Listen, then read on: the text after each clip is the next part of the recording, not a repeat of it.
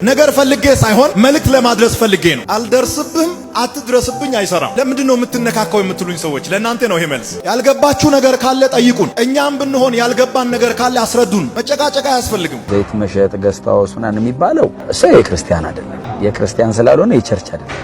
እሱ የቸርች አይደለም። እሱ ሌላ ነገር ነው። ግን ቤተክርስቲያን ግን ሲሆን ምንድነው ማርኬት አይደለም እኮ ቸርች። ቤተክርስቲያን እኮ ገበያ አይደለም።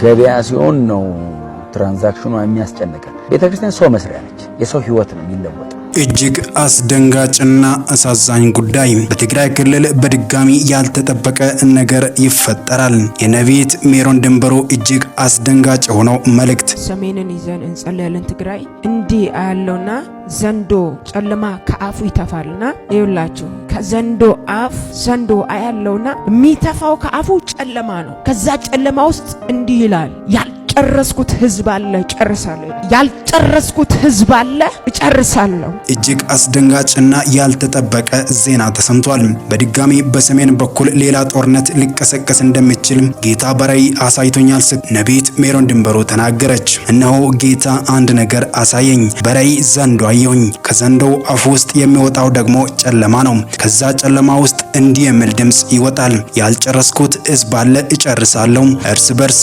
አጫርሳለሁ እጨርሳለሁ ይላል። ይህንን መንፈስ በሁለት አቅጣጫ ያሳየኛል። አንደኛው የትግራይን ህዝብ እርስ በርስ ለማዋጋት ነው። ሌላኛው ደግሞ የትግራይን ህዝብ ከሌላ ህዝብ ጋር በድጋሚ ለማጋጨት የተዘጋጀ የሰይጣን ሰልፍ አለ ስትል ነው ነቢይት ሜሮን ድንበሩ እጅግ አስደንጋጭ የሆነውን መልእክት ያስተላለፈችው። መልእክቱን ሰምተን እንመለስ። ሰሜንን ይዘን እንጸልያለን። ትግራይ እንዲህ ያለውና ዘንዶ ጨለማ ከአፉ ይተፋልና ልክ ያ ጨለማ ሲተፋ ማየው ያልጨረስኩት ህዝብ አለ ጨርሳለሁ ይላል። ጨለማው እኮ ነው ከዘንዶ አፍ የሚወጣው። ይውላችሁ ከዘንዶ አፍ ዘንዶ አያለውና የሚተፋው ከአፉ ጨለማ ነው። ከዛ ጨለማ ውስጥ እንዲህ ይላል ያልጨረስኩት ህዝብ አለ ጨርሳለሁ ይላል። ያልጨረስኩት ህዝብ አለ ጨርሳለሁ። ስለዚህ እኛ የጨለማውን ሐሳብ አናስተጋባም፣ ግን ሐሳቡን ነው ምነግራችሁ እንድንመታ። ልክ ከጨለማ ጨለማ እንዲህ ነው የሚተፋው። ጨለማ ነው የሚተፋው፣ እንዲህ ይተፋል። ያ የሚወጣው ጨለማ ያለው መንፈስ ዓለም ላይ ያልጨረስኩት ህዝብ አለ ጨርሳለሁ ይላል። እርስ በርስ አጫርሳለሁ እጨርሳለሁ ይላል። አጫርሳለሁ እርስ በርስ አጫርሳለሁ እጨርሳለሁ ይላል። ወገኖቼ ከሁለት አንግል አያለው ያንን ስፕሪት።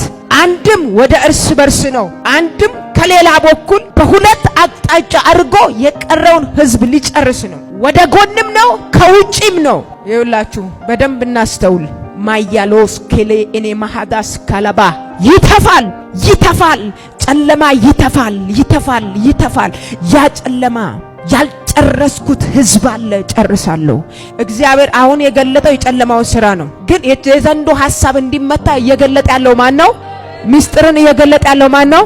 ከሰሞኑ አስቴር በዳኔ ለኢየሱስ ብላ ትዳሯን እንደተወች ወይም ኢየሱስን በማለቷ ባሏ እንደተዋት የተናገረችበት ፖስት በማህበራዊ ሚዲያ ሲዘዋወር ተመለከትኩ። ነገር ግን በተመሳሳይም ባሏ ለሚያመልከው አምላኩ ለኢየሱስ ክርስቶስ ስል እሷን እንደተዋት እሱ አስቀድሞ ያወቀውን አውቆት የተከተለውን በስሙ ተጠምቆ ስጋውን በልቶና ደሙን ጠጥቶ ያደገበትን እግዚአብሔር አምላኩን ወይም ጌታውና መድኃኒቱ የሆነውን ኢየሱስ ክርስቶስን በማለቱ እሷ እንደተወችው ለምን አልተናገረችም? እዚህ ጋር ሁለቱም ለሚያመልኳቸው አምላኮቻቸው ሲሉ ትዳራቸውን በትነዋል። ምንም እንኳን ትዳር ክቡር ቢሆንም ለተለያዩባቸው ለየአምላኮቻቸው ብሎም ለየሃይማኖቶቻቸው መታመናቸው ከግንዛቤ ሊገባ ይገባል። አንዳንዶች የተለየ ነገር እነሱ ብቻ እንዳደረጉ ወይም እንደሆኑ ወይም የተለየም ነገር እንዳገኙ በታይታ መልክ ለማሳወቅ የሚጋጋጡበት ነገር ይገርመኛል። ወገን ዋጋ ከአምላክ እንጂ ከሰው አይደለም የሚገኘው። ኢየሱስ ደግሞ እግዚአብሔር ነው። እኔ በአብ እንዳለ ሁሉ አብም በእኔ እንዳለ አታውቁምን ስለም በዮሐንስ ምዕራፍ 14 ከቁጥር 10 ላይ እኔና አብ አንድ ነን ዮሐንስ 10 ከቁጥር 30 ላይም ተናግሯል። እናም በአምላክነቱ በፈጣሪነቱ በዳኝነቱ በፈራጅነቱ በካህልነቱ የነበረ ዛሬም ነገም የሚኖር አልፋና ኦሜጋ የሆነው አምላክ ነው ኢየሱስ። ስጋ ብለብስ አንተን ወደ ቀድሞ ቤት ሊመልስ ለነገ ፍርድ አንዳች የሆነ ምክንያት እንዳይኖርን የድህነትን መንገድ ከወዲሁ ተግብሮ ሊያሳይ በመገረፍና በመሰቀል ለአንተ ያለውን ጥልቅ የሆነ ፍቅር ሊገልጽ ሞተ እንደማትቀር ከሱ ጋር ከወንክ በትንሣኤ እንደምትነሳ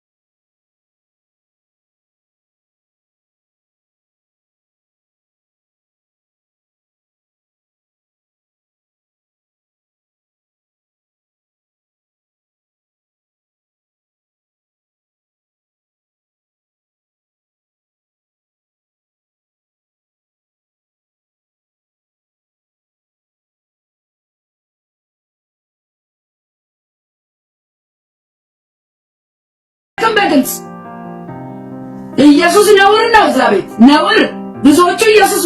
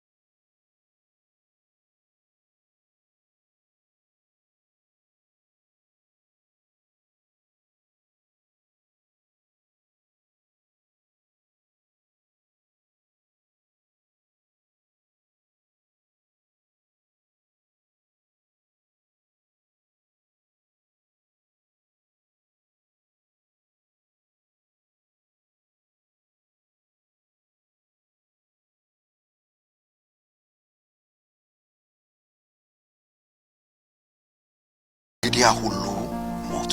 በሕይወት ያሉት ወደፊት ለራሳቸው እንዳይኖሩ አንዱ